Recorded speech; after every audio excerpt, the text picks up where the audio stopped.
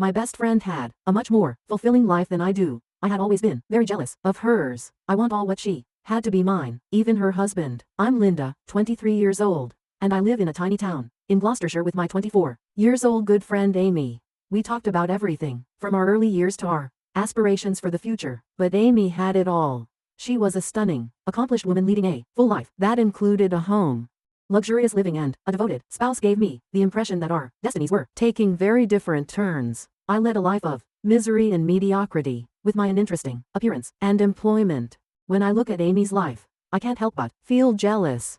Every time I see her with a new car or new clothes or luxury vacations, I start to feel unfair and self-pity. However, since my friend has so many things, I think it's natural for Amy to pay for every meal, give me things I like, or share a few things with me so I don't feel sorry for myself. Despite Amy's wealth and success, she always strives to be fair, which hints at her underlying kindness.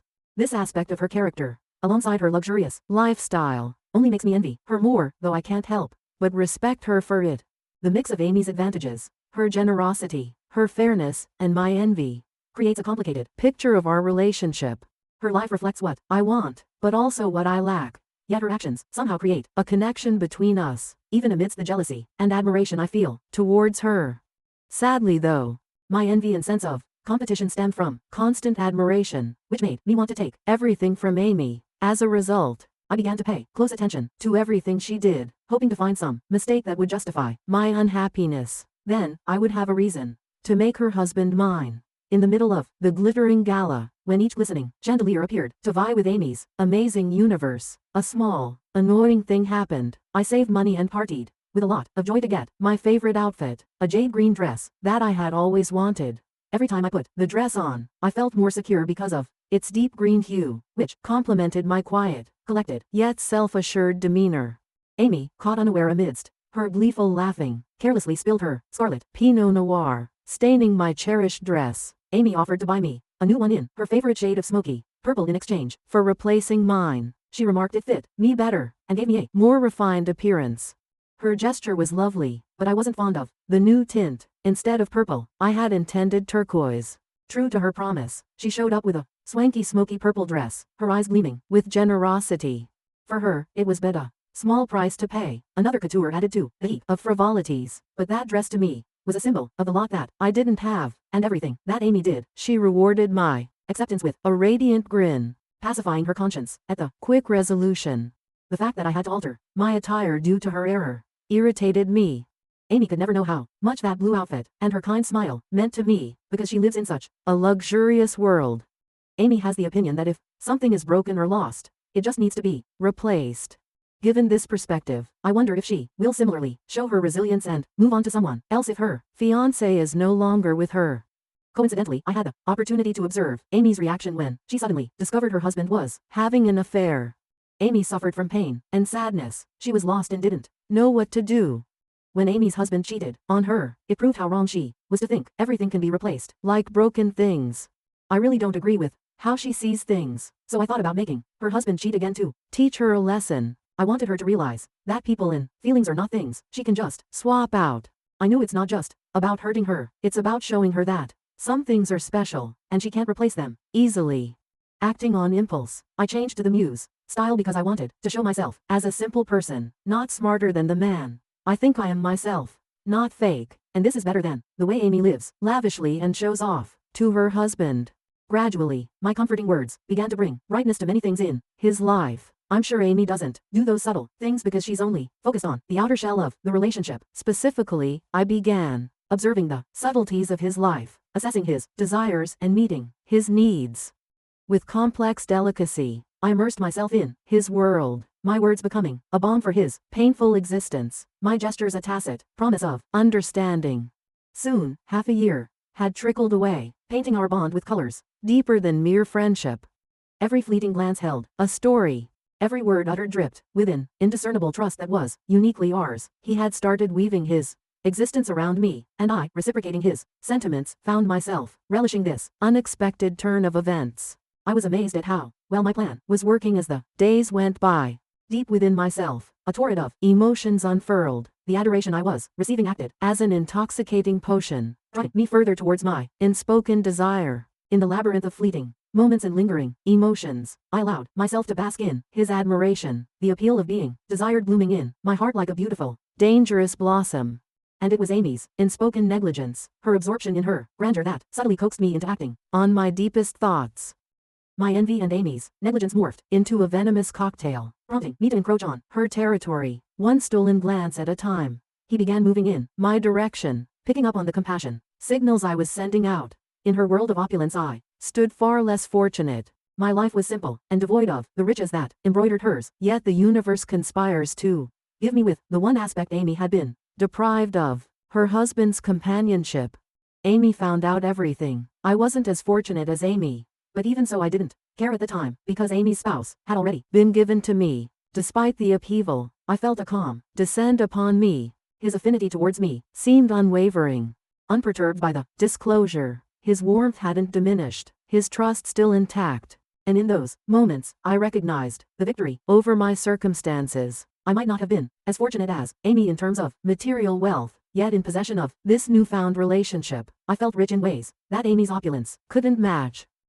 His affection had painted my life with colors richer than any luxury could add, and that was a victory I was ready to embrace. When she discovered the truth, Amy felt like she was hit in the heart by an unexpected arrow. Surprise and pain must be building inside her, like a storm, across the mental landscape she has meticulously constructed. This was a complicated, confusing feeling that she couldn't at all manage.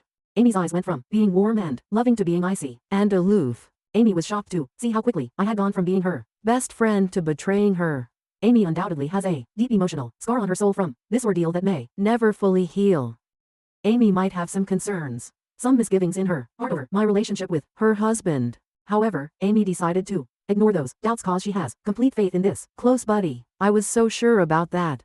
Amy was always convinced that our relationship was so strong that nothing, not even her husband, could damage it, because in her opinion, I'm probably more than simply close friends, but more like family. That's why things lasted so long. So that helped me to know how compatible her husband and I were. Day after day I realized that Amy's husband continued to play double games with my coworker, exactly the same way he did with my best friend. Amy, what a traitor to his wife and my fragile feelings. The pain was intense, because my love for him was genuine and profound, not just a fleeting attraction. I was haunted by the thought of him gradually leaving me, not understanding why I loved him so much. During that time, every day I wanted to close my eyes and go to sleep, because only by doing so could I escape the painful mood, and at least meet him, even if it was only in my dreams. I missed her surprised laugh, her soft hand on my arm, and how much I wanted to be with her again right then and then. In an attempt to save this friendship, I decided to express my chaotic emotions, thinking that our shared past and intertwined memories would make her see through her impulse, my temporary stupidity, and maybe we might return to the times when we got by in life together.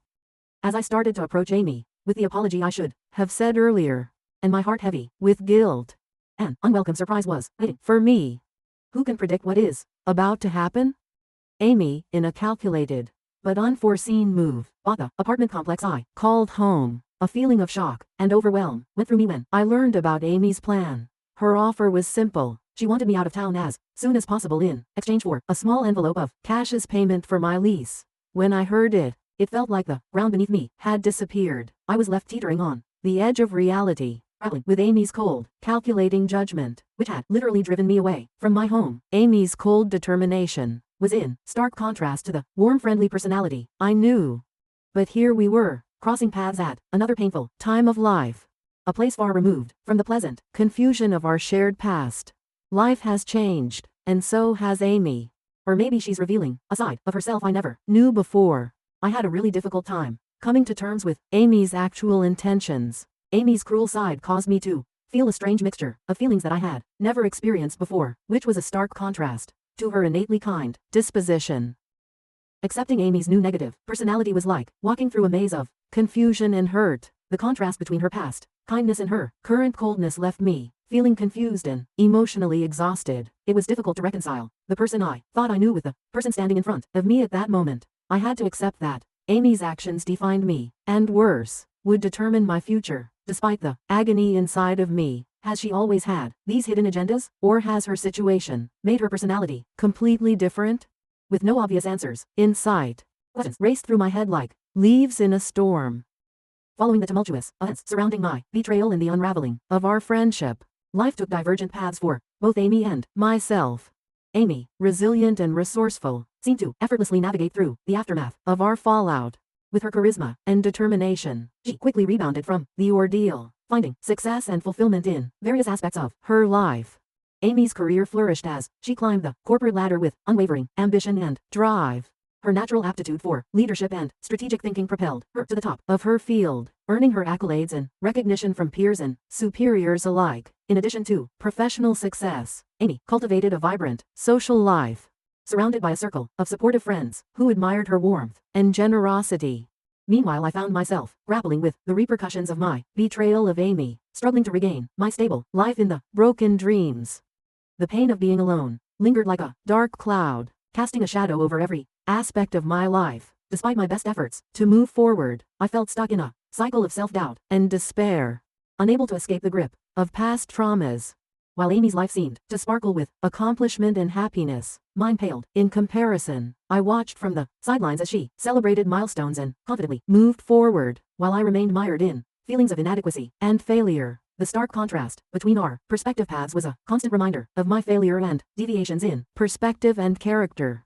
In today's modern society, Amy was the epitome of success and grace, while I struggled to reconcile the person I had become with the person I once aspired to be. Despite my outward facade of strength, deep down, I harbored a profound sense of shame and unworthiness, haunted by the belief that I was undeserving of happiness or redemption. As time marched on, the gap between Amy's life and mine widened, leaving me feeling increasingly isolated and alone. While she continued to thrive and flourish, I remained trapped in a cycle of self-destructive patterns, unable to break free from the chains of my own making. In the end, the divergent trajectories of me and Amy's life served as a poignant reminder of the power of choice and the enduring consequences of my actions. Looking back, I realize that Amy has been much more successful in life compared to me. She managed to bounce back from tough times and achieve a lot. I've learned that true happiness isn't about having lots of things. It's about accepting your situation, staying positive, valuing good relationships, and nurturing them. Even though Amy may have more money and success, if I had focused on striving for a better life and being content with what I have, maybe Amy and I wouldn't be so distant now. Amy once offered to support and help me achieve my dreams, but I saw it as pity, and it hurt my pride. My wrong perspectives and actions have hurt Amy deeply. I wonder if there's still a chance to rebuild our relationship in the future.